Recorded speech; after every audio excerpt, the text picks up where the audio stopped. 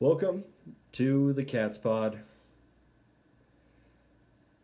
Not what we wanted in any way, shape, or form. This is this is the toughest game to talk about since we started this podcast. There's a lot of things that are going to be said by fans, by players, by coaches, all over the place. And I want to start off this podcast just by saying we fully support every single player and all of the coaches on this Bobcat team. And we believe in them going into the future. Now, everything that we say beyond this, there may be some anger behind it, and it's rough because we took a loss today, but I want everybody to know, above and beyond everything else, we are always, forever and always, Cat fans through and through. Am I right, Eric? Yes. This was an unfortunate event. But I have to say, the players, they really came through. Wouldn't you agree? The players, I don't blame any single player. No, on absolutely this team not. Not whatsoever. a single, not a chance. These guys, they came out. They're fighting the whole way through, and anybody can go look at the stats. Julius Davis was a machine tonight. Yep. He fought and he fought and he fought, and things didn't translate the way we wanted to. But Tommy Malott, right there with him. Those guys, they're dogs, man. They went hard every single play. It didn't matter what and the nobody score was. gave up. No. It kills me to have to stick my foot in my mouth. I thought this was going to go the other way. I really did. I still have a lot of confidence in this team. Cat Grizz is different.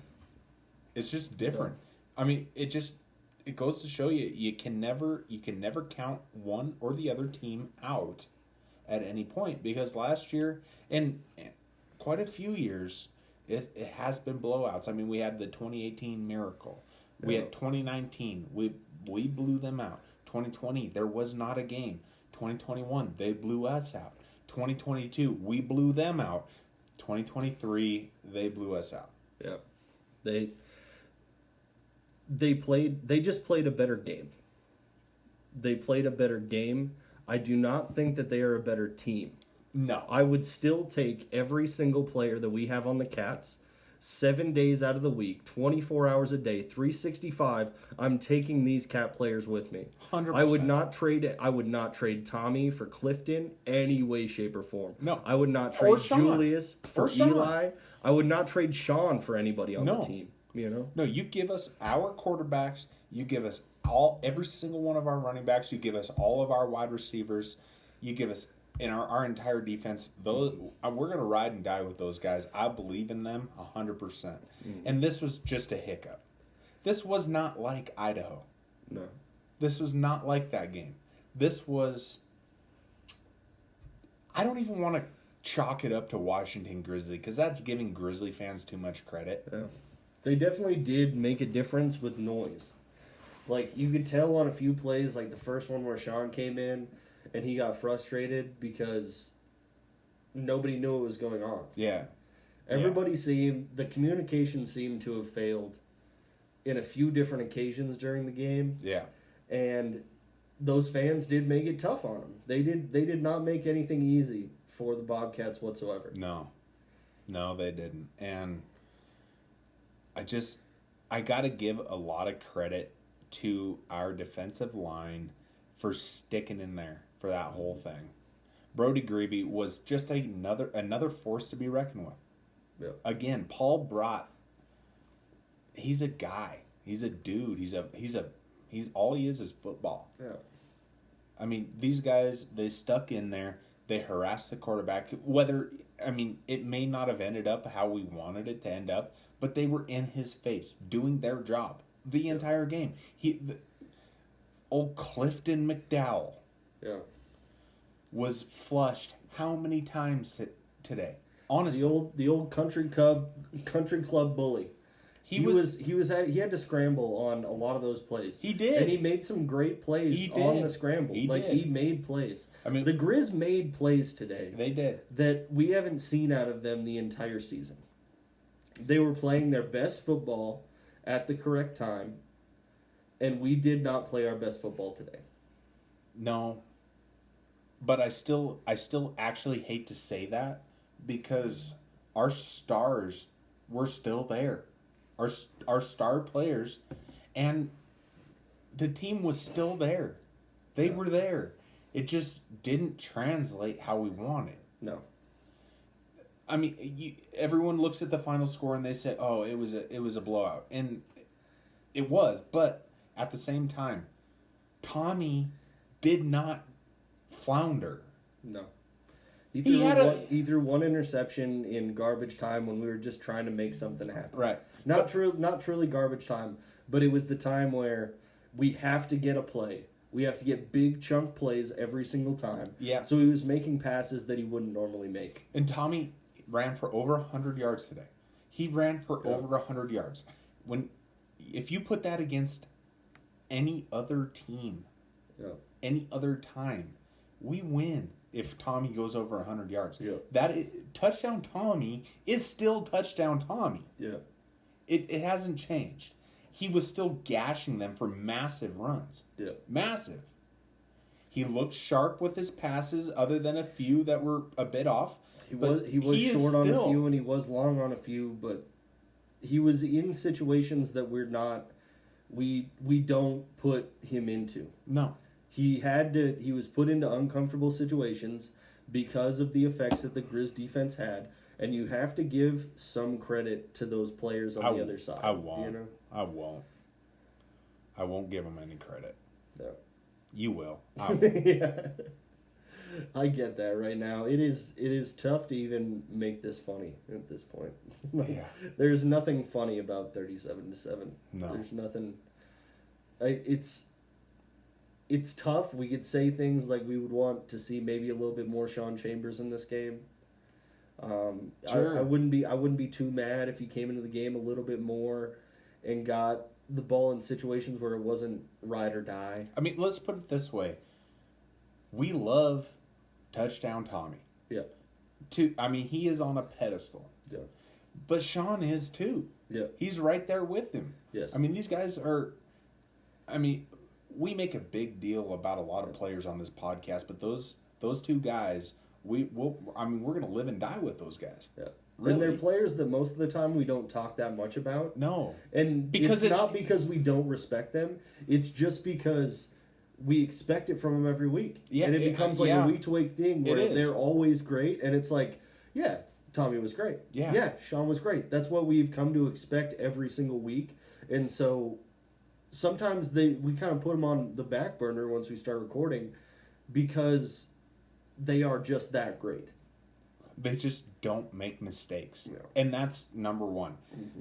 Sean and Tommy do not make mistakes, and we never really talk about them because they do exactly what we hope they do, and we just make a big deal about everyone else. But these guys, it is time we make a big deal about them.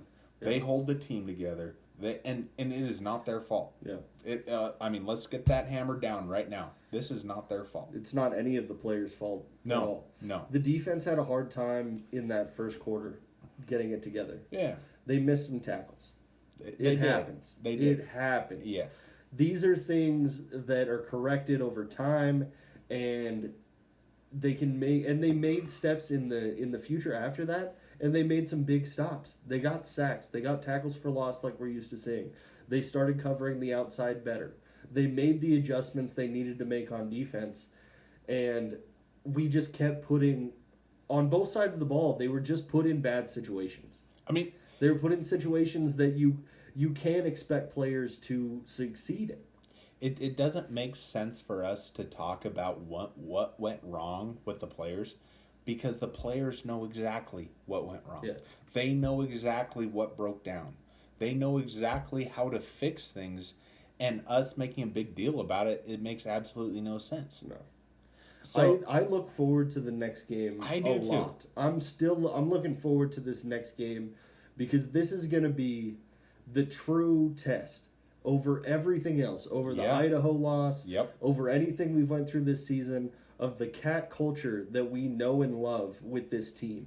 This is going to be the game where the Bobcats show how solid they are and how united they are. We know everyone who listens and everyone who is a fan of the Bobcats knows the culture that Vegan has put together in that locker room. Yep. And they know just how resilient this team is. I mean, this isn't the first time we've been blown out in Washington Grizzly in the last couple years. No. And remember what happened that time? We went to the championship. That is exactly what happened. We went to Frisco. We went to Frisco. Yeah. And that was because Tommy showed up. Tommy came out of nowhere and went on a tear. And because he gets angry, you know? He doesn't show it. He's always the consummate professional. Yeah. But I feel like he's going to take this loss personally. Yeah. And I think every single player on the Cats is going to take this loss personally. And they are going to use it as fuel. Because we're still going to have a very good chance of a matchup with the Grizzlies in the playoffs. I mean, we'll see how things seed out. And we'll see how things are going forward. But bottom line is, Tommy Malott and Sean Chambers are our leaders. Yep. And they are going to take us wherever they can. Yep. And they are more than capable. And they're going to take us where they can. Yep. Those guys are going to lead us as far as they can. Yep. Humanly possible. I mean, I don't know what else to say about them. They are dudes. They are the guys. They are our guys. Yeah. And we're going to ride and die with them. Exactly. And I ain't going to ever talk horse pucky on Sean Chambers or Tommy Malott. Never. No. It's... Or Julius Davis. Or Julius. Or any Or Brody Greavy. Yeah. Or any one of them. Yeah. I don't care. I'm not going to... Those guys, they left it out on the field. We watched it. Every single play. All game long. They tried as hard as they possibly could. And... I'm not gonna throw shade at any one of them. We didn't have effort problems. No. If we had effort problems, we would have a real problem. Yeah. I mean, we've seen that. We've seen what it is. We have seen teams where everything falls apart as soon as these losses happen, and losses like this are tough to swallow, and it's hard to go into, and it's hard to come back from. But we keep repeating the same thing over and over. But I think it's super important to know that this team is different. Okay. I got to stop this. Okay. Just because... No. I actually have Grizz fans typing in to buy Bobcats for Bobby shirts right now. Oh, no. They think it's a joke. But we aren't joking. Yeah. This is a small hiccup in the grand scheme of things. Yeah. Brett Vegan is a better coach than Bobby Hauck. Yeah. He's better at putting together a complete roster. He's better at teaching players to play the right way within a team mentality type of scheme. He's better at recruiting. He's better at teaching. He's better at leading. Yeah. And just because it didn't translate this one time does not mean that's how it is going forward.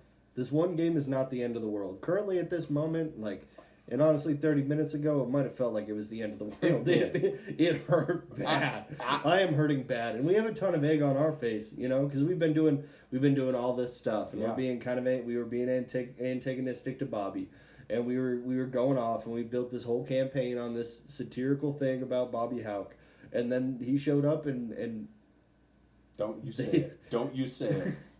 You never ever... He showed up and he was there. He was in the stadium. You never say that. He was in the stadium. Don't you ever say that in my presence again. I didn't say anything. You just said that. I said nothing. I said he was in the stadium. That's all I said. Okay. That's all I said. He was there. He was... I can confirm Bobby Hauck was at Washington Grizzly today. He was there. His nose was there. It was dragging down. I think that thing points down all the way into the dirt. Yeah. Which one hit first? Which one hit the ground first? His nose or his frown? I have no idea. It had to have been a tie. Yeah. They both sag so low. Yeah, they do. They do. It's it's a hard day. It's a hard day to talk about the Bobcats, and other than just tell you we love you. Yeah. That's it. Okay. Okay. All right. All that aside, let's actually talk about a per person breakdown. No. Julius Davis, our guy, Yeah. gave us the shout out. I mean, has to be one of our top 5 favorite players all time. Yeah. Which also includes Tommy and Sean. He's definitely number 1 for me on the team right now. Yeah. You know? He had a huge game. Yeah. Julius Davis was running everywhere. Through people. I mean, He was going through so many defenders. There was always defenders in his way. The Grizz were swarming on defense, and he plowed his way to 107 yards today. Yeah. Julius Davis is a man. And I'm going to stick by that all the way through. And it drives me absolutely nuts that he puts up a stat line like he did. Yeah. And we got blown out. And that's not garbage time. That is actual in the trenches fighting. That was all quality where we needed every single yard. Yeah. We needed every single one of those yards, and the Grizz also needed to stop us for every single one of those yards. And he plowed his way through it, and he played amazing today. I mean, I hate to tout him too much because he might leave us. No, he's not. I can't. Okay, Eric, you can't put that on me today. I know. You can't do that to me right now. Okay, I'm already hurting. Okay, and you got to hurt me more. I'm just saying right now he's not leaving. Okay, he's just not. The last, and I'm going to call Julius Davis great. The last great running back we had he transferred. And I hope to God that doesn't happen. But fact of the matter is, Julius Davis is a great running back. He is a fantastic running back. And he showed that today against a very, very formidable defense. He ran all over him. I mean, what did he have? 2 tackles at the line of scrimmage? Yeah. I don't think he lost any yards today. I can't think of a single play where he lost any yards. He might have, but he still had over 100 yards on the ground. It doesn't even matter if he lost yards. I mean, it's just... it's so tough looking at that score and watching the game, and your guys had such a fantastic goal. They just went hard. That was the thing. They didn't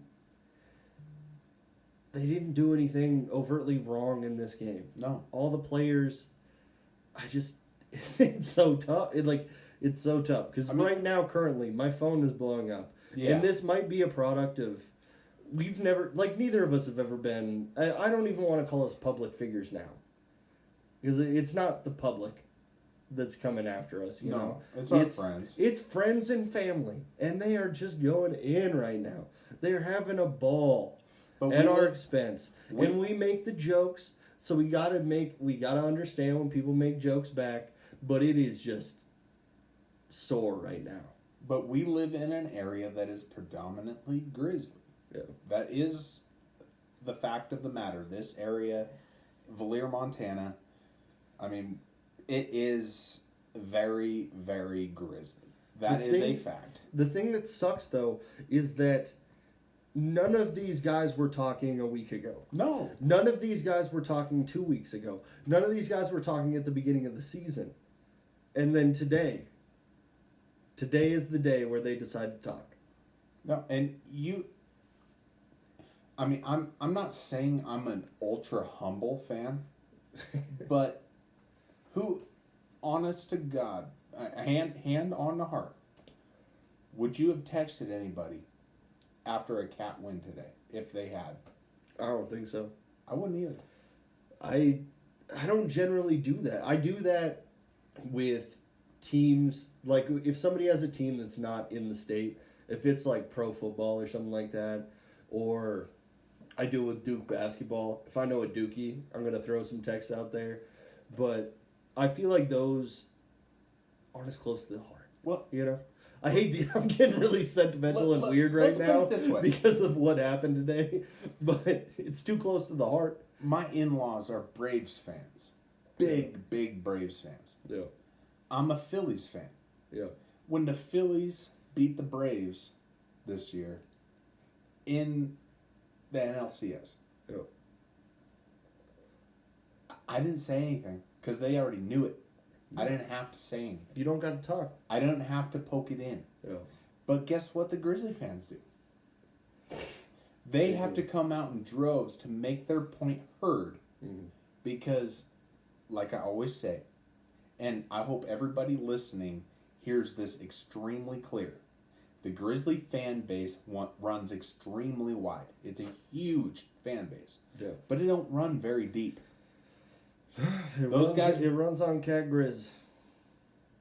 Everything runs on Cagris. Yeah.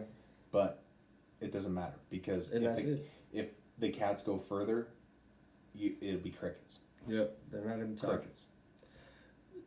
Who is the...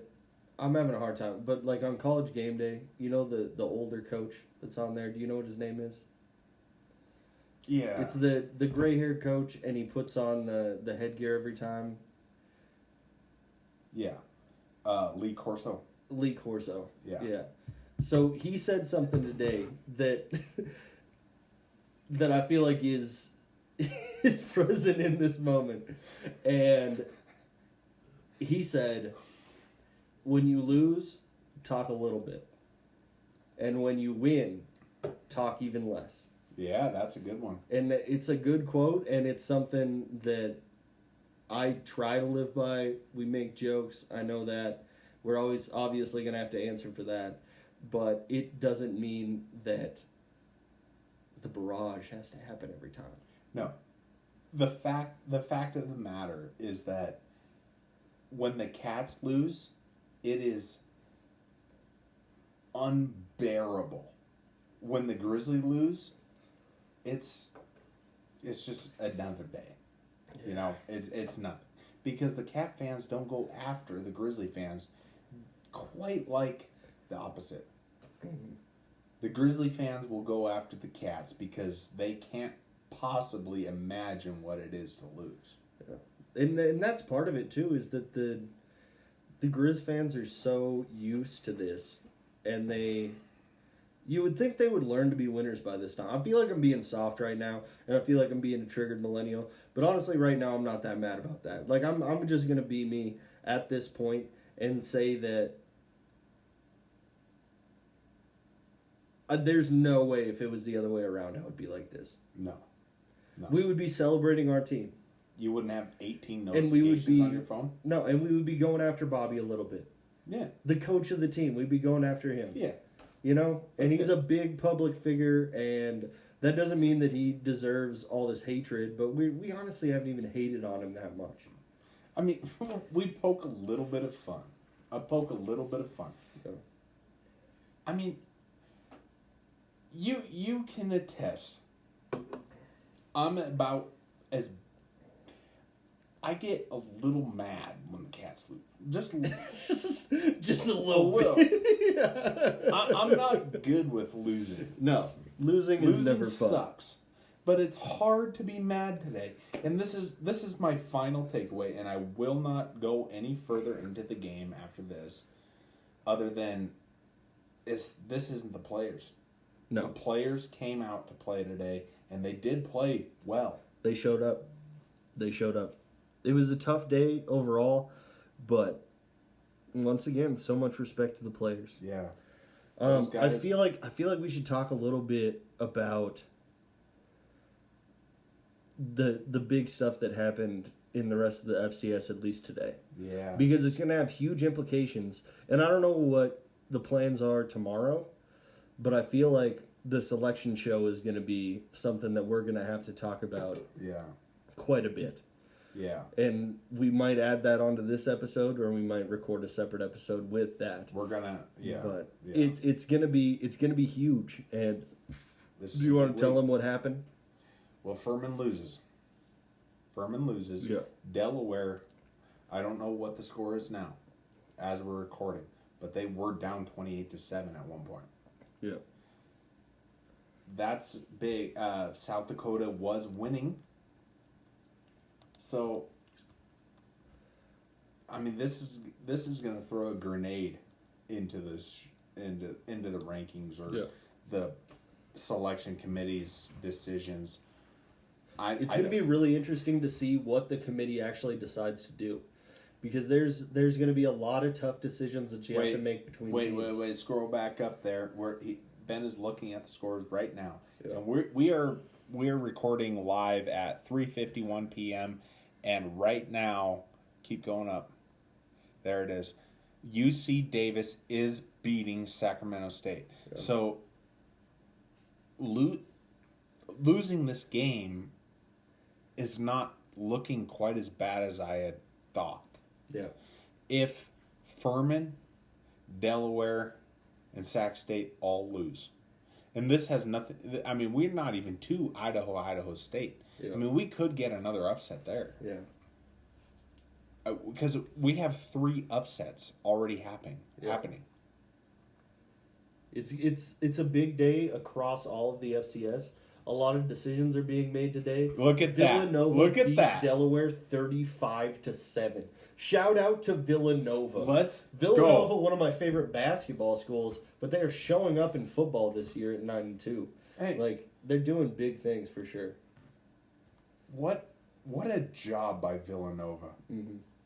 When we needed them to pull through, so by the losses in the top 10, just already, the losses already, that helps us. Yep. So I think with this loss by MSU, and you take into account the loss by Furman, the loss by Delaware, and I'm missing one. What was the other one? It doesn't matter.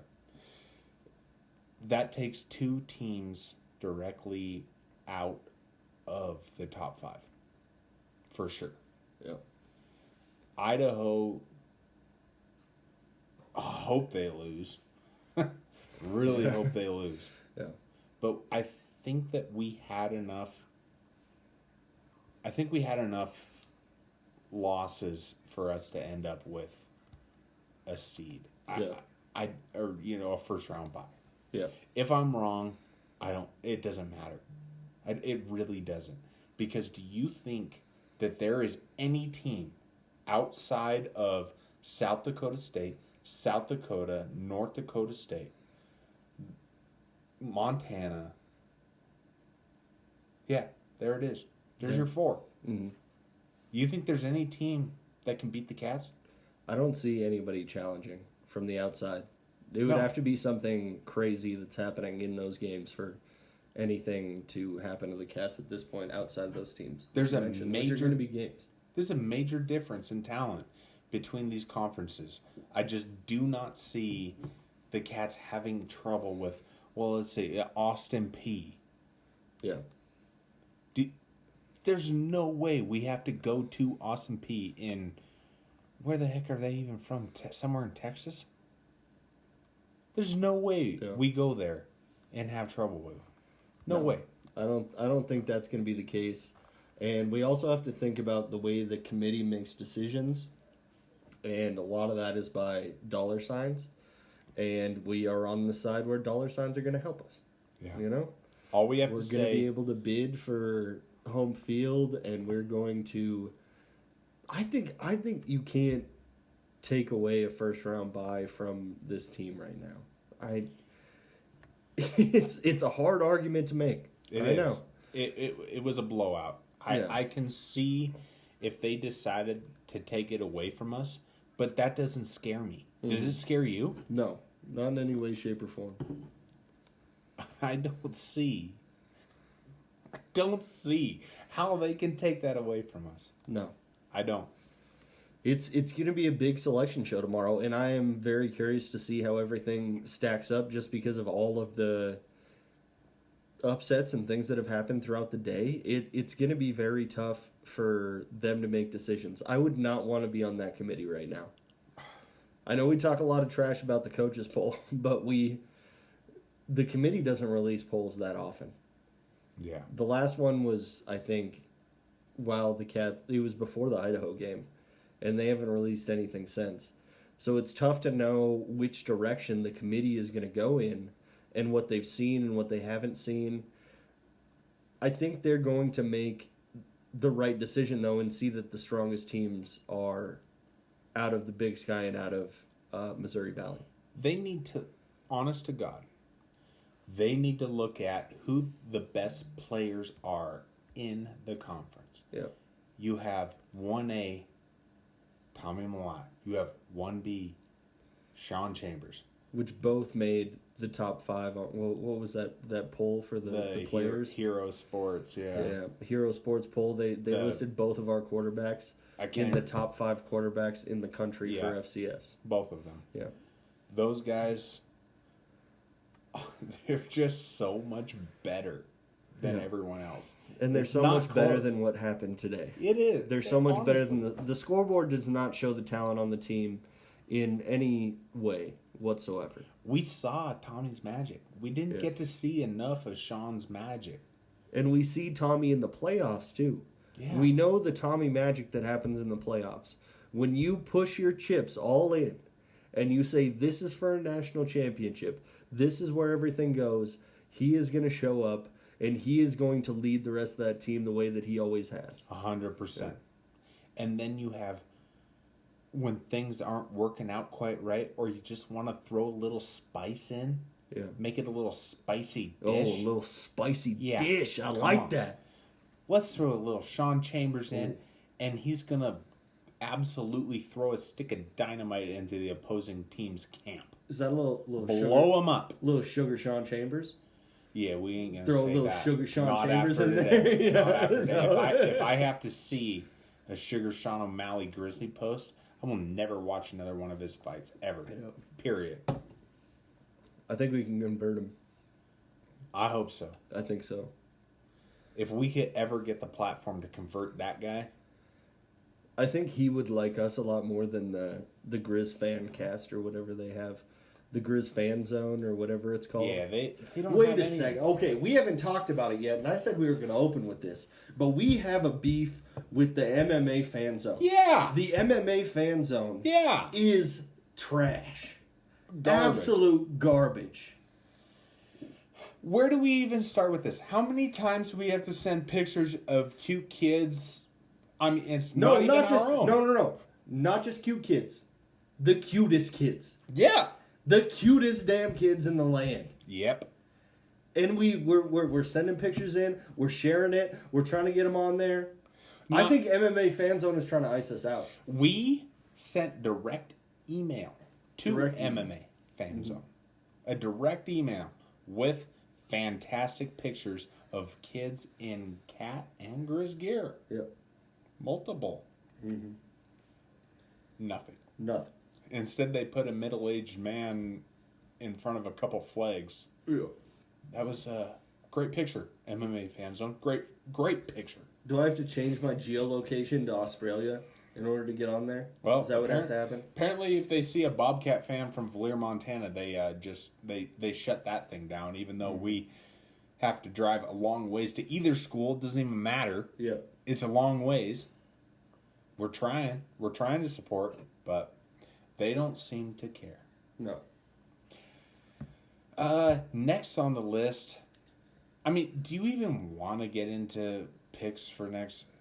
Oh, there are no picks. We can't make picks until we see the selection. Yeah. So we'll see what the selection committee does. We'll see how many Big Sky teams make it. I think it's going to be hard for us to pick the entire bracket. Yeah. Because we haven't watched a lot of those teams, but we can try it out. I have one more thing for you. If you had to pick one thing other than a Bobcat win, you can't say that. Yeah. What is the one thing you wish you would have seen more of today? One thing. I gotta. One thing. The one thing I wanted to see more than anything else was a little bit more Sean Chambers. A little bit more Sean Chambers, just because I think that, like you said, is the spice. Yeah. That completes the offense. Okay. The offense was a little bit bland. It was a little bit underseasoned today. Yeah. And we obviously don't know that much about football. Like, we're by no means experts, X's and O's wise. We know a lot about football as fans, but we couldn't explain to you why certain offenses work against certain defenses. We're not talking about different coverages and why they matter and don't matter. That's not what we do. Yeah. But what I wanted to see was a little bit more like just a tablespoon of salt in the offense from Sean Chambers. And those big runs that he can bust out for, he just has to be on the field for them. Yeah. You know? And if I had to say anything else, I mean, I don't want to step on you. I don't know if you have an idea of what you would like to add, but the clock management at the end of the half, and how that turned into points that was bad for the Grizzlies just going into halftime. Those are decisions where you're going to. It's tough because as a coach, if that play works out, and if Sean Chambers throws a dime into the end zone and we score 7 points, we're saying that the offensive coordinators and the coaches and all the time management are amazing. But it didn't work out, and so it's time to criticize. You know, it's hard to make those calls. Yeah. I think if I had to pick one thing that I would have liked to see, I think I would have liked to see, above all, I mean, it's hard for me to pick anything other than what you just said. Yeah. I love that Tommy came out and looked sharp, as he always does. Every week, Tommy looks great. Tommy is our quarterback. Yeah. But Sean adds that little bit of, run, gun. Last week, he touched the ball 9 times, accounted for 5 touchdowns. Mm-hmm. I mean, that is who he is. Yeah. And, I mean, I think I agree with you. Really. When we let loose, sometimes Sean makes some magic happen. He does. And Tommy makes magic happen as well. Yeah. But Tommy usually makes magic happen with his feet. Yep. For the most part, it's with his feet. Not and anything against him. He still did it. And he did that. He got 108 yards today. He gashed him. Sean makes magic in the goal line situations, but then he also makes some magic in the pass plays sometimes. And if woulda, coulda, shoulda. Woulda, coulda, shoulda. Woulda, coulda, shoulda. If we throw Sean in there and then he throws a couple passes like he made against SDSU and stuff like that, those passes are inches away from being bad plays. Yeah. Yeah. Which is why you have to be so accurate and why quarterback is such a hard job. And why it's so hard to be a play caller and it's so hard to be an offensive or defensive coach. You have 2 guys, Ty McCullough and Cleveland Thomas. These guys are D1 wide receivers. They are FBS wide receivers. Yeah. And they made plays, but they weren't given the opportunity to make the play. Yeah. The play to separate them from everyone else. Yeah. And I think they deserve a shot on, if you're going to take a deep shot on 3rd and long or 4th and some, I think maybe those guys are, you can throw Trayton Pickering in there. Yeah. I think those guys. That's another thing that we would like to see. I mean, we are very biased when it comes to Trayton Pickering. Yeah. Because he's from our area. Yeah. We're up here in Valier, Montana, and North Duke County is right there. Yeah. And we would love to see some more of him, but also you got to make decisions as a coach based on the injury that he just had. You don't know how close to 100% he is. 100%. Maybe Providence and Lonergan are in better condition to make those plays. Let's put it this way. I think you and I can both agree that at this point right now, we're going to put our faith in our coach. Oh, yeah. Coach Brett Vegan knows best. He obviously knows more than us. Yes. But he knows what's best for this team. Yeah. Right?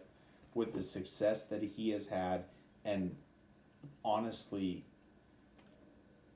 honestly, he's got to be a top 5 coach for the Cats. Oh, yeah. All time. I mean, he really does. It would be hard to argue anything in the otherwise. So we just have to place our faith in the guy who's leading the team.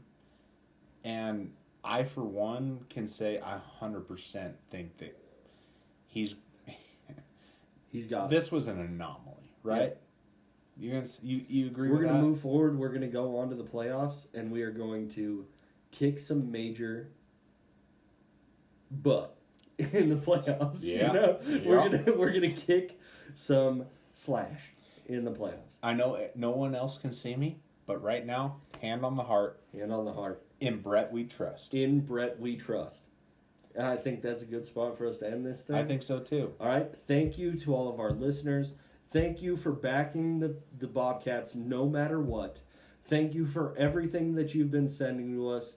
I am sorry to Roger Fisher because I missed one of his questions on the last episode. The gap coverage was better for the Grizzlies today. Let's put that there. But thank you for sending in the questions. Sorry I didn't see it until today, or else we would have responded to it on Wednesday. Yeah. We're going to talk to you later this week about what happens after this game. Yep. And with the rest of the FCS, tune back in, please. I promise we aren't completely full of horse bucky. I mean, no. I know we thought this was going to be a Cat win. We're like 45% horse bucky. Don't give up on us. Don't give up on us. No. We're here. We 100% stand behind our coach at Montana State. Yep. Our quarterbacks, Montana State, are running every single player on that team. Julius Davis, Ty McCullough, Cleveland Thomas, Brody Greavy, C. Bass, Ben Seymour. I mean, we could go on all day. Yeah. We love this team. We love doing this little podcast. I don't know. I don't know what else to say, man. Even though it was a tough loss today, we're still pretty full of love just because of all the feedback and everything that fans of the Cats have given to us. I wouldn't even call them fans of us. Yeah. I would say they're fans of the Cats. Yeah. Fans of the Cats are so diehard that they are willing to listen to us for extended periods of time. Yeah. I would say that's how diehard we are, and that's how diehard the Cats players are. Yeah. And that's why we feed into it so much. 100%. Yeah. I can't agree with you more there. Yeah. The only reason we do this is because we love to talk about the Bobcats. Yeah. And people I like to listen to things about the Bobcats. Yeah. I like the Bobcats more than any other team. Yeah. It matters more than it does any other fandom that I have. Yeah. And yep. Thank you everybody for listening to this episode. This is not the end. This is only the beginning. Yep. We are going to go from here, and it's going to be a great playoffs. We will see you guys after the selection show, and we will talk about the games for next week. It's only going up from here. Yep. Got to stay optimistic. Yep. Only going up. Thank you to all the players and coaches for doing whatever you could for us all season long. Yep. And I know you're going to do the same thing going on. Yep.